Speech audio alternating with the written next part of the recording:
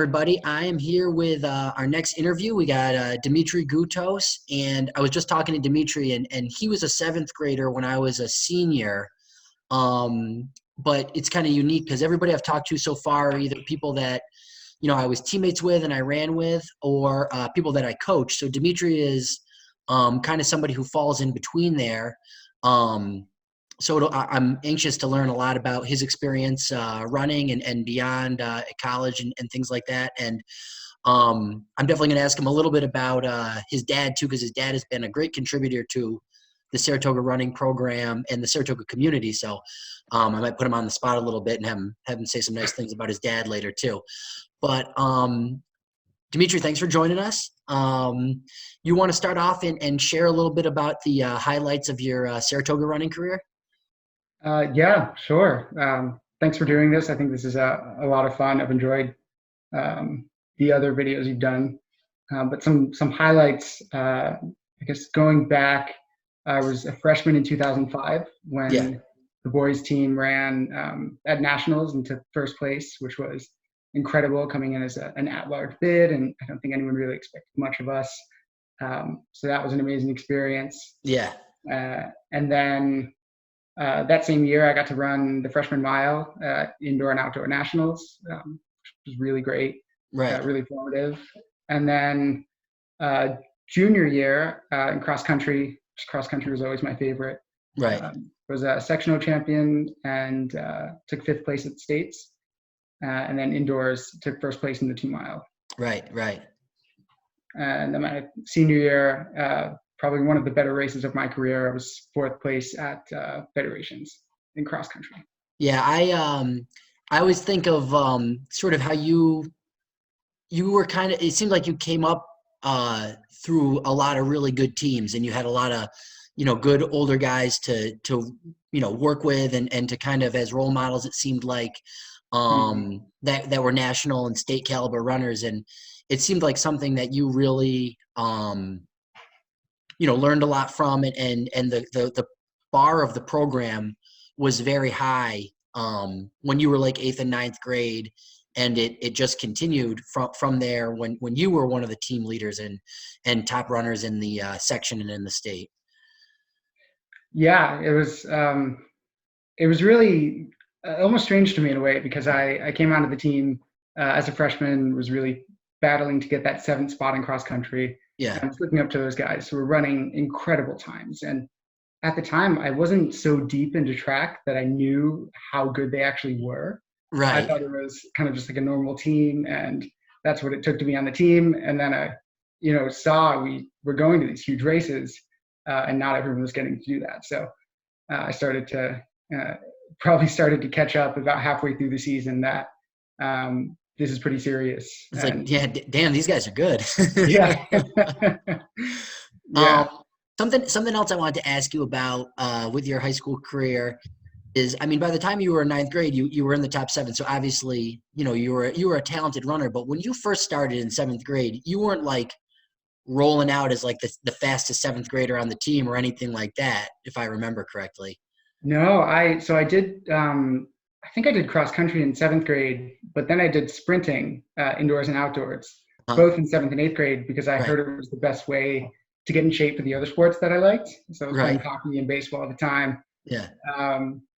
So going into freshman year in running, I had found a little bit of talent, but I don't think I broke 5 until in the mile until freshman year, and I don't think I really showed too much talent through 7th and 8th grade. It really didn't start until later on.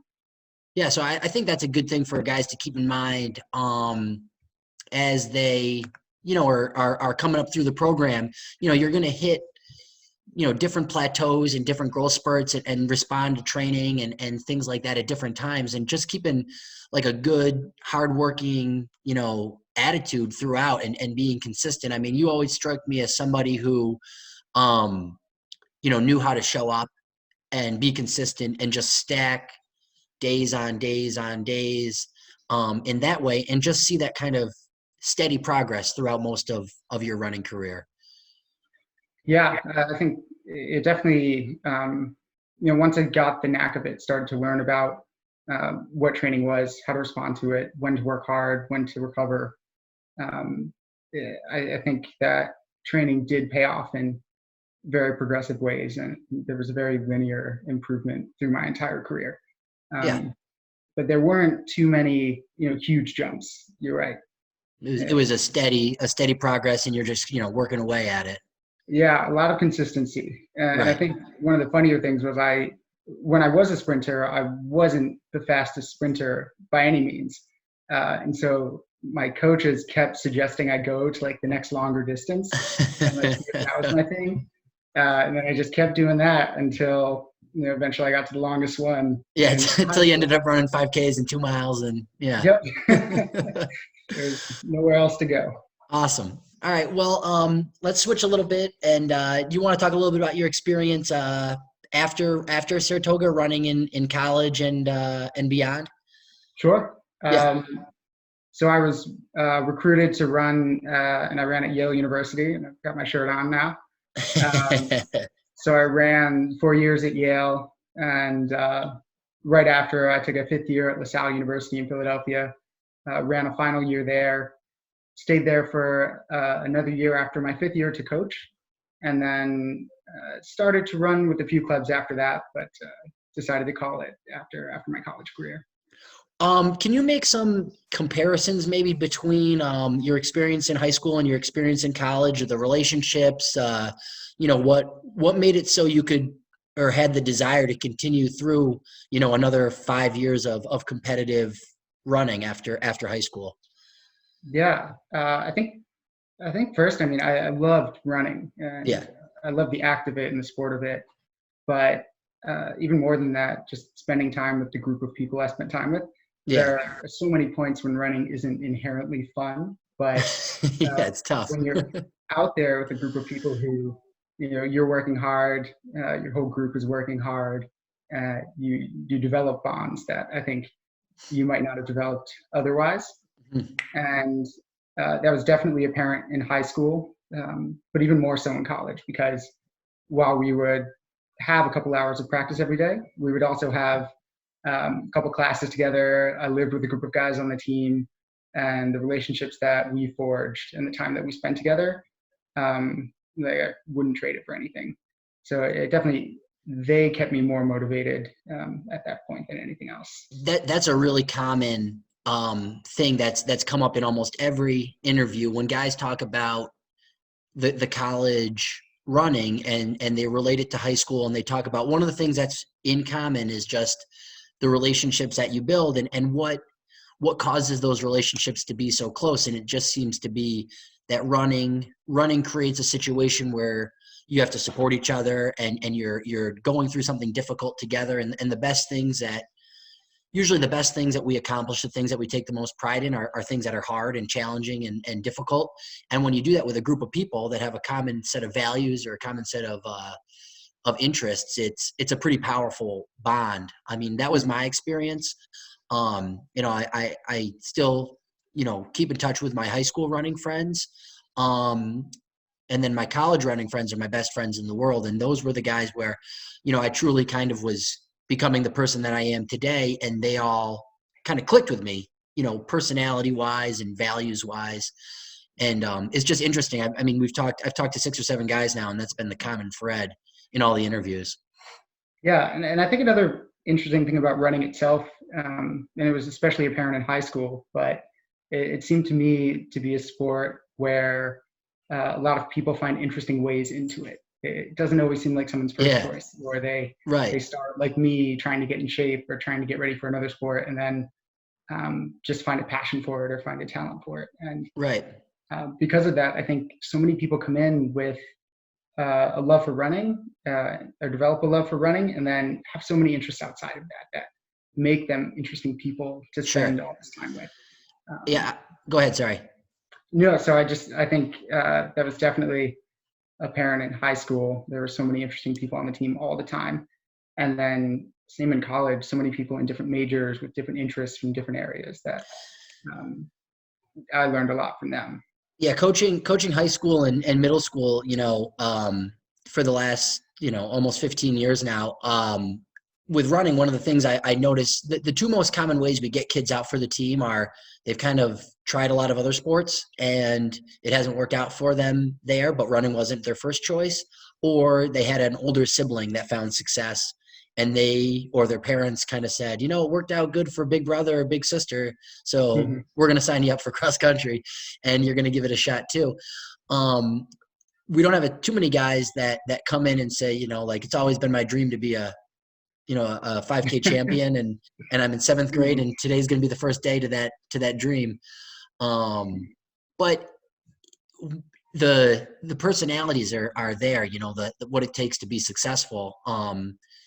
Maybe that made it so it was difficult for them to hit a 3-pointer or to hit a fastball, but they can run and they can work and they can support the people around them, which makes for a good team. Yeah, and I think it's also, I mean, in so many sports, your coaches and your role models will tell you like work hard, keep doing that, and you'll see improvement. I think running was so great for me, especially because you could directly see that payoff. Yeah. Um, you could definitely tell like the harder you worked, you started to get quicker. You see those times come down, and in a way that became addictive. You just want to keep seeing those times come down and Yeah. keep kind of bettering yourself and improving on your progress. So it it was hard for me to step away once I Right. started to get the itch. All right, so you want to fill us in a little bit about what life's been for you, since you finished up your grad work, and what you're doing now and what you've done the last couple of years. Sure. Yeah. So I finished up. I went to LaSalle, or so in at Yale, I studied molecular biology, and then at LaSalle, I got my MBA. And it was really interesting after I finished at LaSalle because I had spent 10 years highly competitive running as the main focus all the time, Right. and felt in a way that I had to reinvent myself. And after I'd done, and it was a strange experience to go back out and try and figure out what was going to be that driver that kept me going. So I spent a long time trying different jobs and learning about different areas that I wanted to work in, and have landed back in New Haven working at the Yale School of Medicine as a researcher in studying health policy. And I also, it's really interesting, found a lab that studies ethics in sports. It's Oh, called the really? Sports Equity Lab at Yale. Well, that's So I work cool. with them as well. What are some of the things that they get into and with the work in that lab? I'm interested in that. That sounds pretty cool. Yeah, it's a really cool lab. It's actually run by a former long jumper at Yale, Oh, who's now cool. a physician. And we do work. The main goal is to find ways to use sports to better society and see how within sports we can improve fairness and improve equality. That's awesome. Um, and I was really attracted to it because running and sports have given me so many opportunities in my life.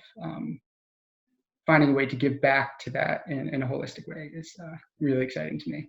Yeah, that is pretty cool. All right, so usually the last thing we finish up with in these interviews is any advice that you could offer to the current athletes on the Saratoga cross country and track teams. It could be, this time period that we're stuck in where these guys are forced to run on their own and follow these training plans I'm posting up on the internet, but they don't have a coach or teammates to be there alongside them. Or it could just be Mm. sort of maybe big picture kind of life advice as well. So any direction you want to take it. Yeah, well, I think I was trying to think of something that was particularly helpful that took me a long time to actually figure out and believe in. But um, when people tell you to be yourself, I think that's really funny advice and is really difficult to grasp because you hear it all the time. But thinking back about the opportunities that I've had and where I've been successful and how I've gotten into the kinds of projects and kind of work that I really wanted to do, it was just about talking about what I was interested in and really believing in what I was interested in and believing that it was something that's worth talking about and worth kind of spreading to the world. Whether it was me talking about running to someone who wasn't a runner, Hmm. or me talking about something as exciting as health policy, which maybe not everyone sees. Um, but when you're genuinely excited about something, it shows. Right. And the Yeah. more people you talk to about it, you'd be surprised where resources and advice and help getting you on that path can come from. So I think my advice would be to just talk about the things you're interested in all the time to anyone who will listen, and Right. see Well, what it's happens. like pursuing, it's pursuing things that you care about and pursuing things that you're passionate about. And like you said, being yourself is kind of a very generic way of saying maybe, pursue your interests and step out of your comfort zone a little bit to make those things maybe more of a reality, or something that maybe more people are willing to check out, and stuff like that. That could be certainly something that could make a difference as a runner and as just a person trying to figure out their next step in life. Yeah, yeah, and really valuing the effort and the experience that you have, because nobody else has the same experience that you have. It is a genuinely important thing that you personally can give to the world. So Yeah. both through running and through your other interests.